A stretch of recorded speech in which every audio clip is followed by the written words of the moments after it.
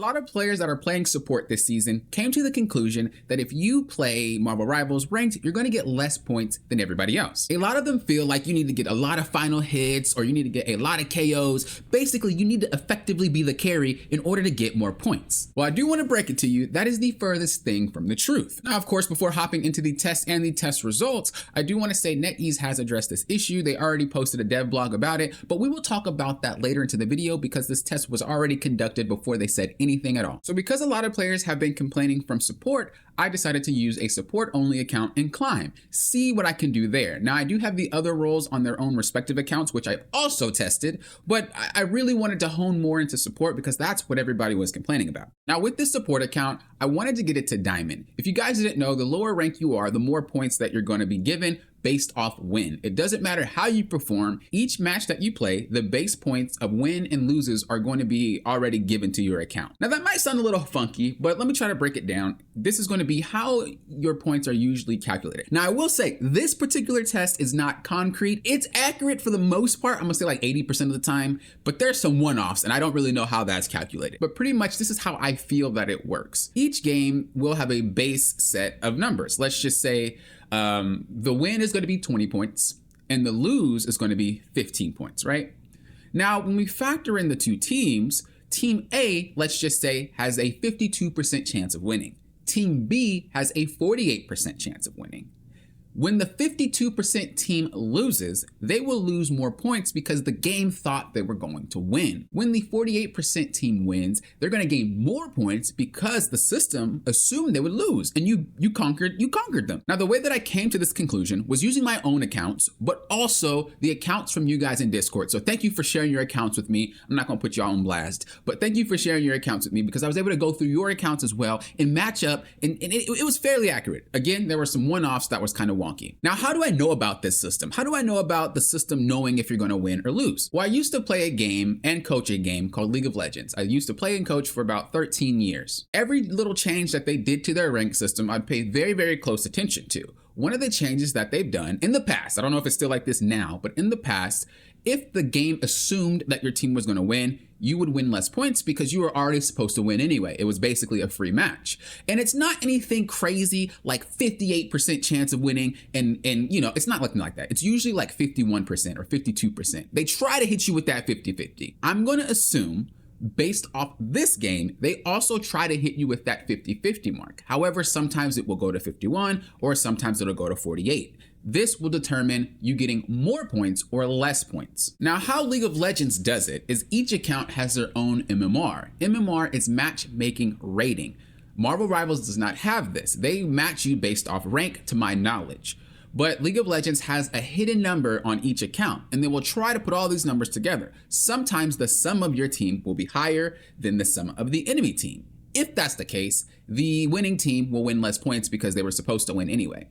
I feel Marvel Rivals works like this as well. However, again, I do not have concrete evidence, but the accuracy of not only my accounts, but looking at other people's accounts as well, different ranks, and just seeing the same consistency was kind of weird. So I just thought to mention it. Basically, if you go on Marvel Rivals Tracker, you'll notice that each rank has a specific number to it. Now, this is not your matchmaking rating. Matchmaking rating is something akin to your account only. To my knowledge, this game just matches people based off the rank that you are. But if you go to Marvel Rivals Tracker and go to any of your matches, you will notice that there are numbers right there on your team and the enemy team. When you sum these numbers up, it'll be very close or it might be a little off. If the team has more points, I think the system thinks that that team is supposed to win, which means if you win, you're going to gain less points. So that's what I think the baseline point system given is supposed to be. Again, I don't have concrete evidence on that. I don't want to walk around and saying that's what's happening. I'm just going based off what I found through everybody's accounts. It seemed to be pretty accurate. So now we have the baseline of how matches work. Let's take into account the performance of the player, because this is something that players are really, especially support players, are really adamant about. They feel that if you play support, you can't perform better. And again, that is furthest from the truth. I've tested this on multiple accounts with multiple characters on multiple roles. There isn't really a difference. So what you're looking at right now is the DPS account. This DPS account has only DPS characters being played on it. Now, let's take a brief look at the support/tank account. This is where supports and tanks are being played. You'll notice that the point gain is pretty similar across the board. Now you might be wondering, that doesn't make any sense. Supports are supposed to get less points. What's going on? Well, we'll explain. Don't worry. Now I do want to show you a one above all account. So this is an account from last season. The higher you go, the less points you get. One above all players gain less points, period. They will gain about 15 and lose 20. That is nothing new. That has nothing to do with this season. This is basically rewarding consistent gameplay. However, this type of thing happens in League of Legends as well. It is not just this game. When you reach peak rank on any game, usually your points are not going to be as crazy as they used to be. The reason why developers tend to give you more points the lower rank you are is because they want you to achieve your goals. Anyone that's that high is elite. And I believe at that point, when they know you're an elite, they think you'll continue to play regardless. And so the easiest way to make you guys fight for the top is going to be by giving you less points. This is just hearsay at this point. But I do know for a fact that most games, when you get to a high rank, give you less points, period. That's kind of how it works. So we've taken a look at the baseline of like how are points just baseline calculated. Then we took a look at the performance, which role, which characters and whatnot, how many points you gain or lose compared to that. And there's not really a difference. You know, it's pretty similar, it's pretty streamlined. So now once you take all that into account, you might be thinking, Poppin, I get you. But there's games where I lose so many more points than I win. What is going on? And there can be Moon Knight players that can sit there and farm like forever and get so many points. That does not happen, by the way. I don't really know who brought that myth up. Again, there's a lot of things going into your point calculation, and just farming damage is not it. So I tested this, and I've also looked at a Moon Knight specific main, and they didn't get as many more points as you would think. This system really only gives you maybe like 5 extra points. It is not as major as everybody's blowing it out to be, in my opinion. Again, testing, looking at multiple accounts, I do a lot of legwork. But there is something happening that is causing you to lose more points and gain less points. This has to do with your performance. So how does the performance factor into play? Poppin, we understood this already. You're not telling us anything new. This is what I'm talking about. Hold up, I got you. So your performance is not just the performance of your character, but it's the performance of your character in the average rank that you're in. So let's just say I'm going to give you a percent. My performance this game was 60%, but the average player base at this rank has a 70% performance rating. This means I'm not going to get as many points as like the average player. But if I reach the average of 70%, I'm going to get the baseline points as everybody else. If I get higher than that, it's going to give me more points. That is what I came to the conclusion of, and I only came to this conclusion because League of Legends does the same thing. Now, NetEase did release a report and whatever talking about this, but the fact that I understood this mechanic before they said anything about it is pretty insane. That goes to show I play too much, just way too much. But I do always want to do my best to try to inform you guys, and I will do whatever it takes if I can help you guys learn or if I can ease any pain you guys have. I really care about you guys, and so there's a lot that I will do and go through just so that you do not have to, or so you can get a better understanding on things. So take a look at this loss. This is my support account, and I was playing some Jeff. You guys even see me on stream. Take a look at this loss. Take note of how many points that you see lost there. Now take a look at this next loss where I didn't swap at all. One more time, take a look at this loss where I did swap. You'll notice I lost way more points when I started swapping different characters. Now this game was a Grandmaster lobby stacked, and so our team was going to lose anyway. They were communicating. It was pretty rough. You guys again seen that on stream, but I lost so many points for that. Why? I did not perform well on Jeff, but I also didn't perform well on any of the other characters. I don't know if this is true, but I've tested it repeatedly. You seem to lose more points when you swap a lot of characters and underperform on all of them. Now, the reason why I bring this up is because a lot of the players that are in a losing position do what? They constantly swap, which means if you're not reaching minimum on each character, you're going to lose more points. Now, I can't say that this is concrete. I'm not saying I work for NetEase. This is what I've tested, and this is my theory. If you keep swapping and you're not doing well on any of the things that you swap on, you're going to lose tons of points. Take a look at a game where I won and I swapped a little bit. You'll notice that my point gains aren't that massive. You know, it's kind of whatever. It's decent. But now let me show you a game where I swapped and I did well on all of them. all the characters I reached above and beyond. Look how many points I gained in the exact same rank. Again, if we factor the baseline points that you're supposed to receive, if your team is supposed to win or lose, you will gain less or more points. But also, if you factor in your performance, not with just one character, but multiple characters, then you will gain more points or you will lose more points, or maybe you did okay with one character and poor with another. Well, it's going to even out and give you what you got. Now, again, I want to emphasize that this is not 100% fact. This is just me testing and looking at multiple accounts. It was out a long time. It was a lot of testing. So if you want to gain more points or lose less points, stop swapping. Specifically, stop swapping to characters you are not good at. If you swap to characters you are good at and you're losing, you'll find you'll lose less points because you were playing well. But if you swap and you play Invisible Woman, and then you swap to Rocket, then you swap to, I don't know, Loki, and you play horribly, well, guess what? You're gonna lose a lot more points than you would have lost if you just stayed on Invisible Woman and or if you just performed well on all of them. I think they do it this way because this game is designed for you to swap for what character fits the situation. It is unfair for them to only rank one character in your performance rating. They effectively would have to rank them all because you could be really good at multiple characters. So if you really want to gain the maximum effective points, swap to characters you know periodically, do well on them based off your average rank. So again, if the average rank is silver and you perform like at a gold level with each character that you play and you end up losing, you won't lose as many as you think. There's games where I've lost 7 points. 7 points, but I also play characters I undoubtedly knew. Now I do want to add, there's one extra thing that the game factors in. So we have the baseline chances of winning, we have the performance of your specific gameplay, doesn't matter the character or role, but they're also factoring in that win rate. If you do not win that often, if you're on a loss streak, if you started your climb and you were already losing as soon as you started your climb, you're not going to get as many points as you would have until you start winning again and you kind of fix your account. League of Legends works this way as well, but it's a little bit different. So each new account is marked with MMR, matchmaking rating. As an example, we'll say 1500. Boom, that's your account. You're gonna start here though. You're gonna start here, but this is where they label your account. As you climb and you're winning, the game then pushes this past 1500 because like, oh, you're doing well, but you haven't met 1500 yet. But it's gonna push you a little bit. It's gonna keep going because you're doing so well, and it's gonna keep doing that. When you start losing, the game's gonna start calculating, oh, you're not winning anymore, and it will start to match your rank. Once it does that, you're not gonna gain a ton of points, and you're going to gain the average amount. This game, in my opinion, when I've looked at it, works similarly. They don't have a matchmaking rating to what I understand, but it kind of works similarly. The game wants your account to be a certain rank, and I think it's gold. So I think they fix your account to get to gold.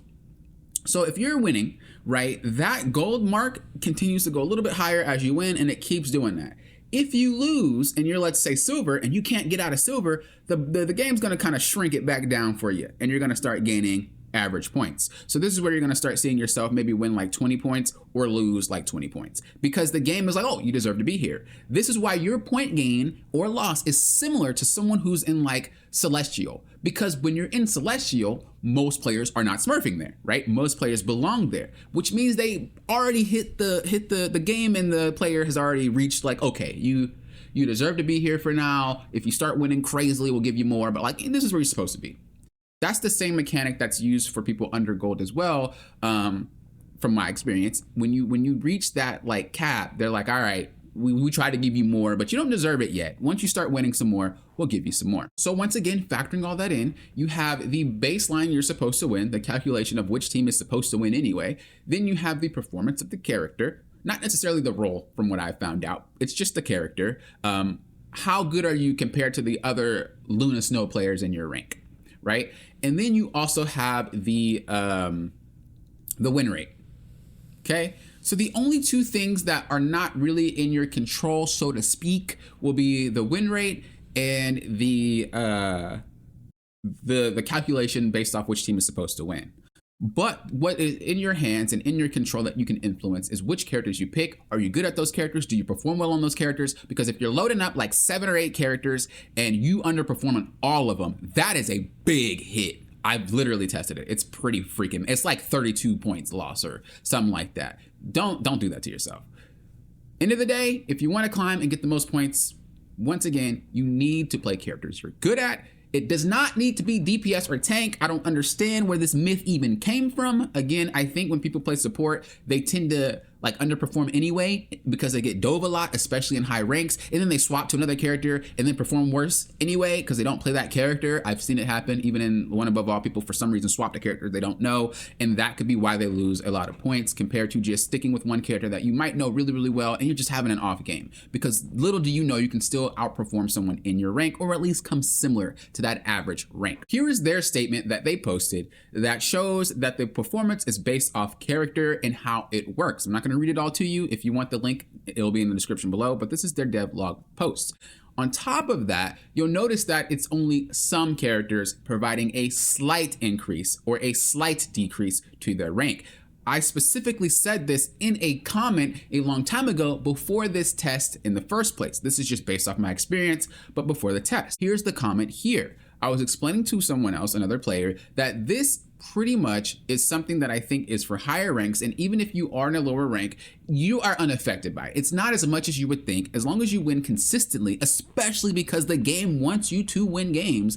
As long as you win, or the game wants you to climb, as long as you consistently play well, regardless, you're not really going to even notice. It's like 5 points. I'm telling you, it is not as much as you guys are maybe making it out to be. It's not 10, it's not 15, it's not 20. It's only a little bit. Unless you play completely like crap or you go above and beyond with multiple characters, you're not going to see a big dip or gain in your point increase. I suggest you test it out. Go play a match and only play that one character and do really well on it. Then play another match and maybe swap multiple times and do well on it. You'll notice there's a difference in point increase. Now it's probably going to be like 2, 3, 4, 5, but it's not going to be anything drastic. This is not what's keeping you from climbing. There's no reason for people to say, I don't want to play support because I'm going to climb slower. And you are going to climb if you play well. Period. There is no if, ands, or but. It doesn't matter the character, doesn't matter the rank. Every single season has a superstition. I noticed this from season 0. Season 0, divers win all games. That's their superstition. Season 1, everybody can just climb playing rocket 30% win rate, which was so inaccurate. It's insane because you're not climbing anywhere past, I want to say maybe plat or diamond. After that, bro, you're not climbing with a 30% win rate. I don't even know who even came up with that one. And if it is happening, it's because the person climbed really high and then lost all their games and now they're at a 30% win rate. But it is not, that's ridiculous. That's literally 30 games out of 100 and you're climbing to something like One Above All. In what world does that even make sense to anybody? So anybody who's ever climbed to a high rank know that that's nonsense. And now moving on to this season, players feel like you're not going to be able to climb if you play support. Don't play support. This is without a doubt the only game that I've ever seen that has superstitions and reasons to why people can't achieve their goals, other than I just need to play better as a player. I have never in the history of any games that I've covered that are competitive games seen something like this. This is ridiculous, just ridiculous in how much we do this. And of course, it's not every player, but guys, if you really want to improve the quality of the game in the competitive mode, please just focus on playing well yourself and reaching your own goals. Not only will it be a lot less stress for you, but it's also going to make everyone else be a lot less stressed, and we can really just have a good time together. Ranked is fun because we can see how far we can go. We can really put our skills to the test. But if everybody's running around with these crazy superstitions, we have people playing characters they don't know. We have people not wanting to play certain roles. We have people just doing the most to get a little bit of points. It's like 2. It's 3.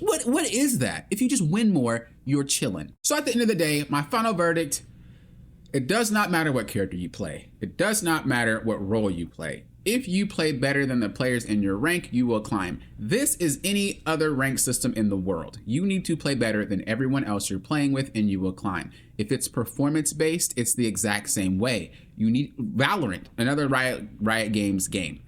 Performance is not based off KOs or based off last hits. It's based off of everything you see on a site. How long are you doing damage per second? How long are you healing per second? How much damage are you blocking? Even I noticed something else that I tested is how impactful are you in team fights? So what does this even mean? Well, every single game is a series of little team fights, okay?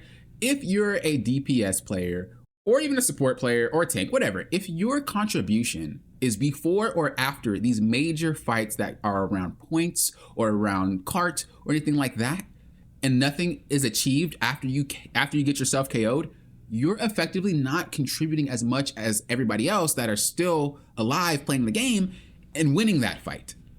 Which means that if I am a part of 10 fights that happen and we win those fights and we win the game, I should get more points. It doesn't matter tank, it doesn't matter support, it doesn't matter DPS, than you will because you were only a part of 4. This actually explains why there is no difference when climbing my account and there's no difference in the other accounts as well. Because when I play, I know how to play. I know how to be part of every single fight. I know when a fight is bad and I will leave. I know how to stay alive longer. But the players that do not know how to stay alive longer, the players that just run out there and be crazy, the supports that try to heal people and get themselves KO'd every single time, you're not going to climb because you don't really understand the flow of the game. That's nothing to do with their system. That's to do with the player. So again, I just want to say, no matter what character or role you play, just perform better. Just focus on playing better, improving at the game. You will climb and you will get a lot more points than you will think. The best way to get the most points is to play characters you know and stop swapping the characters that you don't. You will win more and you will lose less. That being said, let's end on a high note. We're going to be going to the Let's Talk. So if you guys want to have anything addressed, whether it's about this video in particular or Marvel Rivals in general, do that hashtag Let's Talk and I'll take your comment and you can be featured in another video. Let's go over a few. The first comment that we have is by Dan. Now I'm not gonna say the full name because we were talking in stream and they were like, bro, just call me Dan. My bad, I'll be messing up sometimes. But they said, I watched your support video and the next day learned about the strategist strike in Marvel Rivals. Want to talk about that? I don't know anything about that. I don't even know why we're even doing any of this. I feel like that's nonsense. Why are we striking in a game? Play the game, have a good time. I don't know anything of what's that about, but I've seen some comments from my last video thinking that that's what that video was about, and it was nothing about that. I was just tired of, it's nothing about what even is going on right now. I just made that video because I was tired of seeing people getting mistreated on support, especially because when I play my support account and nobody knows what they're doing, I'm getting flamed. Bruh, if I'm better than all 5 of y'all and you guys are coming to me with y'all problems, we ain't having that. So I decided to make a video. I don't really know much about that, and I don't really care much about that. But of course, Dan, thank you for the comment. I wish I can give you more information, but I just can't. The next comment we have is from that person. Now this comment is fairly long, so I'm gonna paraphrase. If you have long comments, I'm just gonna paraphrase it, but you'll see it on the screen. Read it at your own convenience. But this player was saying that I think that, because in the last video, I said DPS was the least skilled role. And I don't think I was saying it like that. It might have been misinterpreted, and if it was, I'm sorry. But in terms of the jobs that you need to do as DPS, you do not have as many jobs as support or tank. It does not matter which game you play. It could be an MMO like Final Fantasy XIV, Marvel Rivals, League of Legends. Anyone knows that when you play a damage dealer, your job is less. You don't have to do much. In FF14, all you really have to do is just dodge, right? If you're playing WoW, it's probably the same thing. You dodge the stuff to get hit less, you do damage, and maybe you have a defensive buff that you need to do at the right time, or do tons of damage to the boss at a certain window so he doesn't wipe the team. The job of the tank needs to be to keep aggro. The job of the tank needs to be using defensive cooldowns on repeat. The job of the tank is to face the boss a specific way at certain times. The job of support, keep players alive. In FF's specific example, you have an ability that you can pull someone to you. So the support needs to be aware so they can use that ability properly because some DPS are in the wrong positions at time. The same thing could be said for a game like League of Legends. If you're playing AD carry or an assassin, your job is to do damage. Avoid taking yourself out, of course, but at the end of the day, your job is not to look at other players and make sure that they're all okay. At the end of the day, your job is not to engage and make things happen. That's not you. So again, I don't know if I specifically said they don't require skill. I don't think I said that. But in terms of jobs, they have less jobs than every other role in the game. Again, that doesn't mean they're less skilled, but it does mean that they have less to worry about. Moving on to the next one, Mark Beatty said, hashtag, let's talk about why your channel isn't popping off like it deserves. Great content, appreciate the work. I appreciate that. I kind of just slid that one in because it was a great comment and I enjoyed it. It made me laugh. But at the end of the day, a lot of the content that I do for you guys are for you guys. You know, I really care about you guys. I care about the audience. I care about who watches the video. And I do feel like sometimes if I just did what would get the most clicks and what would aggravate everybody and make them come into the video and start raging and typing, I'd be more successful. But I have a passion And as I said before, I used to professionally coach League of Legends. I have a passion of helping players get better. I have a passion to help players learn. When I would professionally coach, I would coach people that had mental disabilities, had really hard language barriers, were very young, or even senior citizens. Like, they would want to play and get better, and they just could not. These guys that were like 5 quick tips or what do you do to always work and all that extra stuff, they could not process that. It just wasn't clicking. And so to be able to get into their shoes, I can't really say getting to their shoes, like I know what it's like to be them, but I'm just saying from the perspective of like, how can I say it a different way? How can I teach you a different way? That is what made me want to start making, well, that's what made me in the past want to coach people, but also that is what helped me learn to evolve my videos in a way to where if you may not be the best at shooting games, or maybe you never played a game in general, but you come to my videos, you should be able to digest them properly. And I always take feedback from everyone whenever they're leaving comments. I do. I like constructive criticism. And I do my best to mold it into something that you guys like. So I do appreciate that, Mark Beatty. And to answer your question, it's because I don't clickbait people and make people upset all the time. I need to just be the angry YouTube creator that I was born to be, and I can do it. But all jokes aside, I love that comment. I appreciate that comment. Thank you. That's the type of stuff that I really like to see. Moving on to the next comment from Mutant from Chernobyl. I'm gonna paraphrase it again because it's long, but you'll see it on the screen. They was pretty much saying that the higher you go, the less people want to play support. Not only because of people being mistreated, but also because of the less points that you get. However, in this video, I proved that that's not a thing. I will say that players could possibly be performing worse because people keep BMing them and being toxic. So they play worse, or they might even AFK. Well, if you do that, you're not reaching that performance threshold and you are going to lose more points. Maybe you're swapping to a different role and saying, forget support, and you're playing DPS, or you're going to lose more points. It is not about the role itself. It's not about the character itself. It's about your performance in the game. If you are someone who gets frustrated or gets sad about someone BMing you or mistreating you, I would suggest muting, because if it's affecting your gameplay, it's affecting your points. And when you go into ranked, you need to play seriously and you need to try hard. Now, they also said something in the comment about higher ranks leading to people forcing people into the healer role. I haven't seen that. Again, I just think there's so many players that are playing Marvel Rivals that people just don't care and they want to just play support. People, again, I run into a surplus of it. People rather play 3 supports than any other role. Don't know why, they just do that. So I have yet to run into a lobby where no one wants to support, unless it's low rank. Low rank, but that's been a thing all the time. Low rank in any game, people don't like playing support. But once you start climbing to higher ranks, people start to understand the team dynamic of needing a support. This is something that happens in League of Legends as well. This is why they added a role queue. Before, there wasn't a role queue and people would have to fight for support. This is not a Marvel Rivals issue. Anyone who's ever played any competitive game that has a support role in it and nobody was forced to do it, you're gonna have conflict.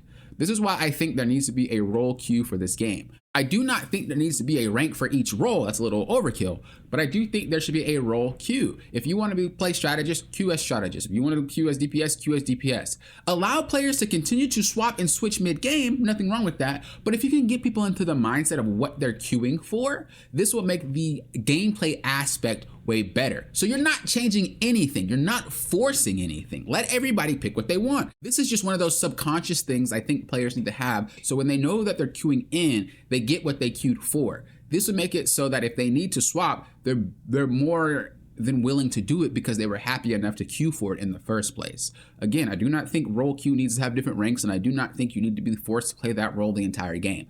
Just have that as a preface so that we're all happy when we get what we want, and then people can swap like that. That's what I think we should do. And of course, add a fill role. So if you're someone who's like, bro, I don't care what I play, add that fill selection. There you go. Then you even have a better chance of having queue times be low, and everybody's happy when they get in. So that's what I think that should be done. But as I was saying, I haven't run into an issue, or I haven't run into an issue where I didn't have any supports. That just never happened to me. But maybe you're different. Maybe you're having a rougher time than me. Again, if you would like to leave your comment, whether it's something about this video or just anything Marvel Rivals related in general, and you want me to talk about it, do that hashtag Let's Talk. I can answer your comment. If you want me to make a specific video about it, then let me know in the comments below. And I read them all. You guys know I read them all. And I'll see what I can do to make a video on that. But thank you guys for watching. I really appreciate it. I appreciate all of you guys. I love all you guys. You guys are awesome. And until next time, you know what I always say. Thank you guys for doing what? Popping often. Well, often.